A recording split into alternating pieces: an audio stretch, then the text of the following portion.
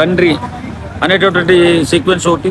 తర్వాత చెడు మార్గంలో తిరుగుతున్నటువంటి తండ్రి, అంటే మందు తాగుతూ ఇష్టానుసారంగా తిరుగుతున్నటువంటి తండ్రి 40 రోజుల దీక్షతో ఏ రకంగా మారాడు అనేది ఒకటి. తర్వాత దైవానికి సంబంధించినటువంటి నమ్మకం.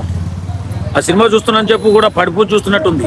సినిమా చూసినట్లేదు, అద్భుతమైన ఒక పడిపూజ, ఒక దైవానుగ్రహంతో కూడినటువంటి ఒక మంచి పూజ చూస్తున్నట్టు అనిపించింది. మంచి డాన్సు, ఊపు, సరదా, చక్కగా, తర్వాత ఒక మంచి సందేశం. ఓకే, సో రెండిట్లో ఏ సినిమా నచ్చింది మీకు? నాకు ఇరుముడి నచ్చింది. టాక్సిక్ అనేది ఎన్ని వందల కోట్లు ఖర్చు పెడితే మాత్రం రొమాంటిక్, చాలా రొమాన్స్ వీడియోలు చూడండి. యూత్ కనెక్ట్ అయ్యే అవకాశం లేదండి. ఒక సీన్కి ఒకసారికి అసలు కంటెంట్ లేదు సినిమా. అంటే ఇరుముడికి వచ్చిన థియేటర్స్ అన్ని తీసేసి కూడా టాక్సిక్ ఇచ్చారు. అంటే భారీ మొత్తంలో పెద్ద బడ్జెట్ కదా, అది చూడడానికి ప్రయత్నం చేశారు, బాగుంటుందేమో అని అనుకున్నారు. ప్రజల నుంచి వ్యతిరేకత వచ్చింది, ఎక్కువ బోల్డ్ కంటెంట్ ఉంది, చిరాకు ఆ సినిమా గురించి మాట్లాడాలి. ఏదేమైనా ఇరుముడు చూడండి, చక్కగా ఉంటుంది, చాలా బాగుంటుంది.